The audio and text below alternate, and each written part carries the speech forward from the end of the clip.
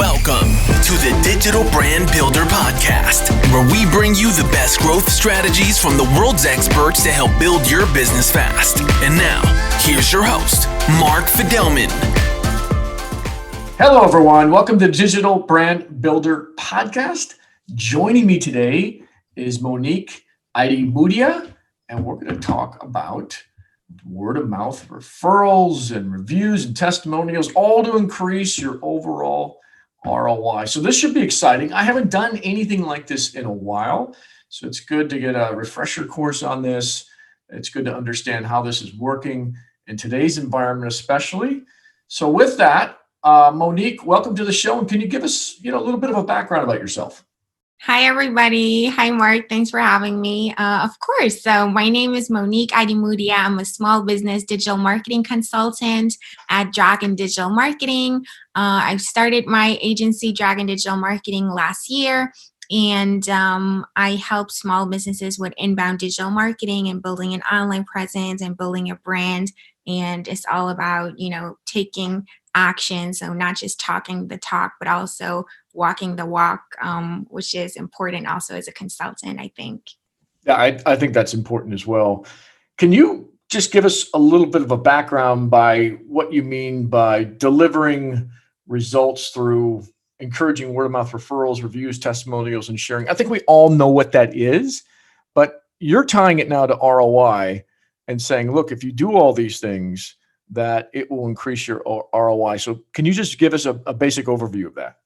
Yes, of course. The word of mouth is just super, super powerful. You can grow your business that way. And it used to be a super powerful accelerator, even in traditional marketing before the digital era. And right now, where everything is digital and everybody needed to pivot because of the pandemic and everything that's happening, you can still leverage word of mouth online and digitally.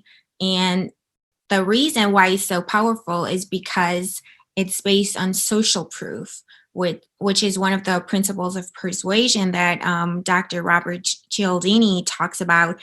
And people just like to buy from people they know, like, and trust. So that know, like, and trust factor is really, really important and just super powerful. So if a person with the same problem that you solve as a business, let's think about it from the customer perspective. So a customer has a problem, you can solve it as a business. And other people like them that are like them with the same or very similar problem that already bought your solution that you offer and they're happy with it and they're sharing their opinion and they're sharing how to use it and how it's helped them and everything. That's just very convincing, so that's why it's so powerful. And there's even a study out there that people trust online reviews as much as a recommendation from a friend or a family member or someone they know. So they really, really trust online reviews and testimonials and ratings. And that's why it's super important to leverage that and to encourage your customers to always leave you a review or a testimonial so you can use it in your marketing. That's wonderful. And it is extremely powerful. There's no exaggeration there. My biggest question is always, okay, how do you do this, A, and then B, how do you do it consistently and effectively so that it doesn't look like you've, forced somebody at gunpoint to do this and that it sounds authentic? Right. So the best way to encourage reviews and testimonials, obviously, is delivering amazing results and really just flashing people with your amazing product or service and just over delivering on what you've promised. So there's two typical reasons why people leave a review. It's either because their experience was really, really bad and they're super mad and angry and they just want to share that with people, with the world, and just rant or whatever, right? Or if they're super, super happy, like exceptionally happy, and had an amazing experience that was so extraordinary that they needed to share that and they felt the need to share that. And there's only little in between. So it's either amazing or very, very bad. And obviously you want to aim for the better extreme, which is just having an amazing customer experience. And if we're talking digital marketing, that's an amazing user experience and just like a frictionless, super smooth flow of your buyer's journey, of your customer's journey, how you design everything, your funnel, and all those kinds of things. And then your customers are naturally going to leave you a lot more reviews. And then obviously you can also be proactive about it and encourage them to leave you a review by offering an incentive, like a discount, like a freebie, whatever you want to offer them. So that's how you can encourage getting more reviews and testimonials for your business. And then in what form do you get these reviews? Do you ask them for a quick video, maybe a quick note? How are you collecting these reviews and in what formats? Yes, I think every format has its pros and cons, and it's good to collect reviews in a bunch of different formats. So the more you can get, the better. You can use videos, you can use just text.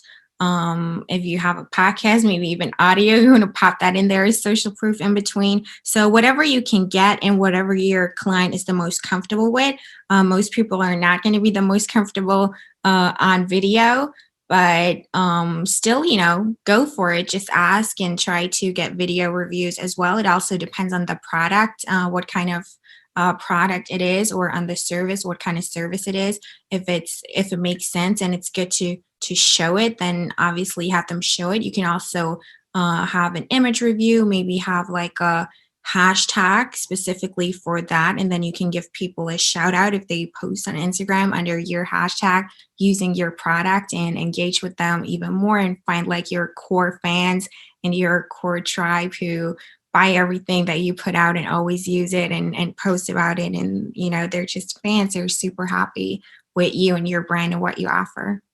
How do you collect these reviews in a more systemized approach? And do you have anything novel to share? Like, I know some people that say, okay, after somebody makes a purchase, 20 days later, an email sent out saying, hey, we'll give you 10% off your next purchase if you fill out a review for us. Just quickly respond to this email or go to this form that's on our website and answer some questions, and then allow us to use this in any media that we put out there, and they get a 10% coupon. So something like that would be institutionalized, right? And there's a process that's set up, so on and so forth.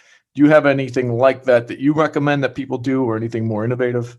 Right. So that's how I would approach it too. You can have an automated email sequence. After the purchase, they get an email and they're encouraged to leave you a review. You can make it a sequence and really approach it from different angles, like give them an emotional reason, give them a more practical reason, and then just, remind them regularly until you get the review. And then also have a plan about where you want that review to go, right? For example, for local SEO purposes, it's great to have a lot of action going on your Google My Business profile, and you want to get most of your positive ratings and reviews on there. And you want your customers to engage there and ask you questions there, and so on and so forth, like post if they've been at your location, or if you're going like for a third-party review platform, there's a lot of them out there. Some are like super niche, just for technical products and electronics. Some are for services. Some are for just household appliances. Some are more general, like, Trustpilot. Some more SaaS-based, like for softwares. So pick one that makes sense for you, or several. Like it's your strategy. You need to plan it and map it out, right? And then strategically focus on being on there and building all that authority there and collecting it in a place where it makes sense. So when you've gathered all these things, you put them on the website or email or wherever you have, in order to show social proof, to make sure that as people are going through the buyer's journey, they come to the conclusion that, hey, look at all these other people that have purchased this and they're happy. And so that, and it's proven, that does help people push through the funnel. Do you have any, let's say, scientific ROI that you can cite, or maybe your own experience that you could cite, that says, okay, you might spend $10,000 in setting up this program, But as a result, you get 300,000 because your conversion rates on the website go up by, 2%. And I'm making those numbers up. Anything like that you could cite? I don't have exact numbers right now that I could tell you from the top of my head, but yeah, just like you said, like that example, obviously it depends on the strategy, it depends on the industry, it depends on the customers. Then B2B is different from B2C and so on, but it's definitely proven that you're going to see an increase in ROI if you leverage those principles of persuasion, and social proof is just a very, very strong factor for that. Yes. So, wrapping things up here, is there any other thing regarding this approach that you would recommend that people go see in action, like somebody that's doing extremely well, or any examples that you have that of companies that are doing this extremely well that people listening can model this from? Right. So what's always a bonus is if your product can be used in public and it makes people look cool if they use it in public, if they're carrying it or just having it, whatever, showing it off. That's a huge bonus. So if you can find a way that people can use your product out in public and it gives them, prestige or status, or just makes them look cool, modern, hip, whatever, that's great. So that will also encourage people even more to share their experience and post about it a lot. Like a great example for that is Starbucks, for example, right? It's cooler if your cup of coffee has that green mermaid Starbucks logo on it, as if it's just a plain cup. And then they also write your name on it, so people like to post it and share it, and take selfies with it, whatever. And that also gives you brand awareness. And so that's first of all, it's content, it's user generated content, and it's promoting you. So it's like free marketing for you and your brand. So if you can find a way like that, either through branding, brand building, or whatever, so that will give you an amazing boost on top of that. So let me just throw out an example and see how you'd respond to this. So let's say my product is Instagrammable, and I realize people listening to this, not all your products are, but let's just say it is. I got a pair of new shoes that I come out with, a new line, and I've got people posting, because I've asked them to, posting those shoes to their Instagram account with some cool little comment around it. Am I able to simply just take that post from Instagram and add it to my website, or add it to my emails that are going out, or add it to my sales funnel to try to convince other people to buy those shoes? Or do I need to get their permission? Yes, you need to get their permission to use that commercially. So you need to make that really, really clear and communicate that properly. Yes. So if I came out with a campaign that says, hey, you post this to Instagram, sign this waiver, then we'll do X for you in the future, or something like that, that would be relevant. But would you have to tie it directly to the post itself, or could you say, legally speaking, hey, anything you post about our shoes from this date to that date would be considered something that we can use in our advertising? I know you're not a lawyer, but just wondering if that's a better approach.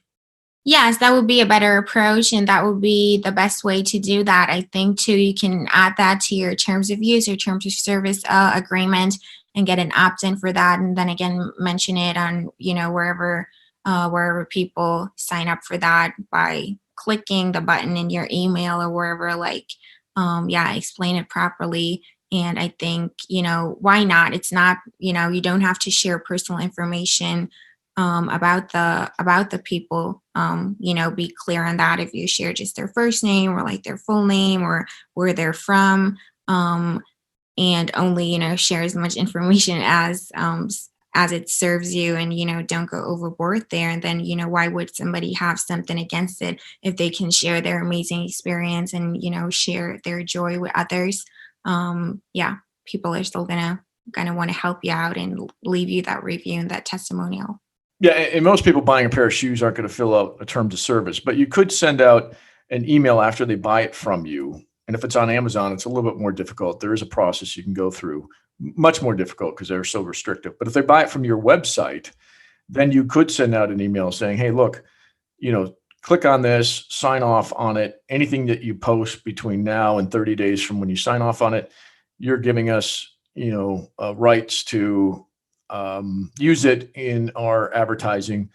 And if you do post it, send back a link to it. And whether we use it or not, you get 10% off your next purchase. I think that would probably be a good approach if you have a product that is suitable for people to share on social media, like you just said, makes them look better, feel better, whatever it is.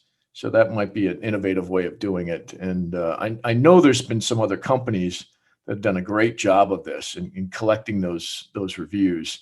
And in the future, we'll probably highlight a few more of them. But anything else to add, Monique, before we wrap things up?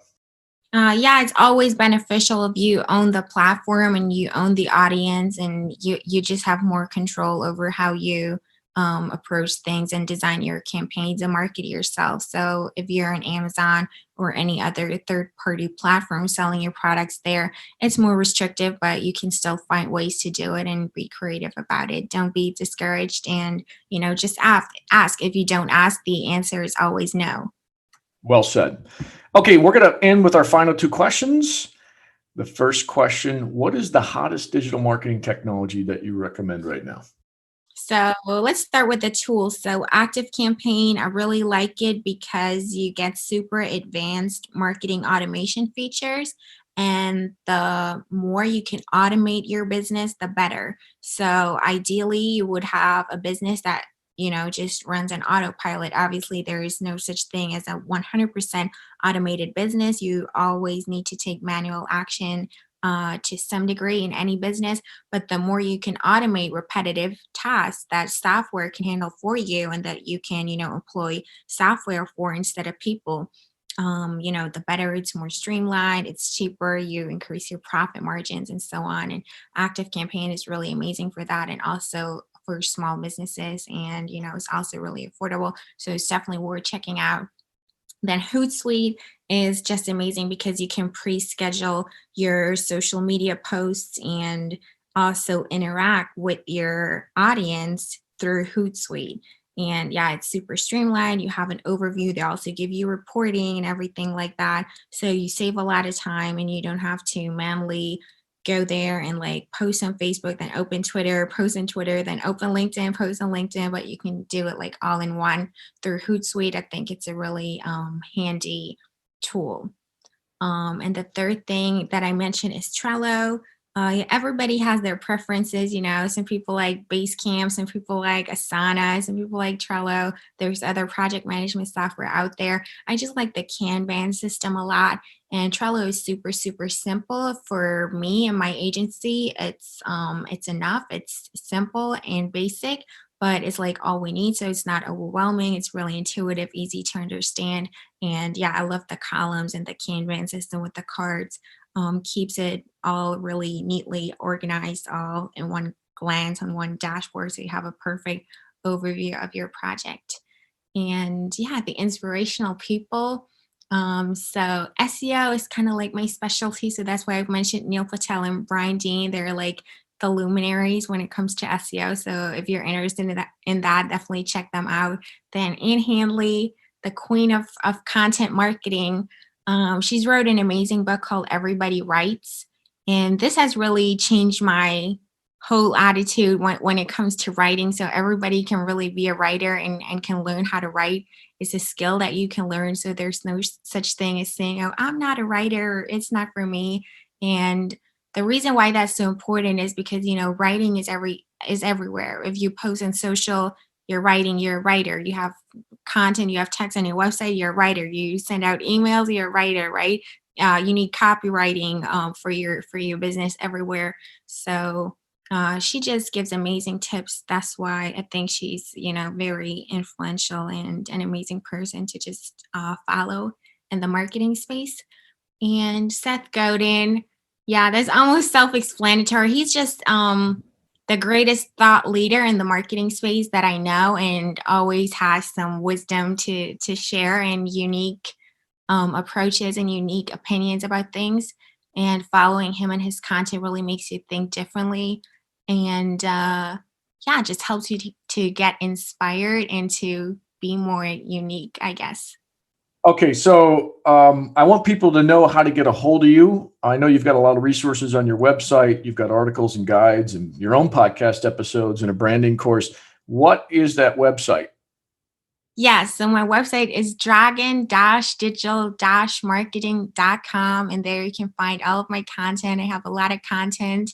I'm all about inbound and sharing content, so you can find a lot of helpful resources on there. And just check it out. And there you can also find me and all my social handles and links to everything, for sure. All right, Monique, it was a pleasure. Thanks for being on the show. And let's hope 2021 is better for everybody in the marketing field, shall we? Oh, yes, for sure. Yeah, let's hope that.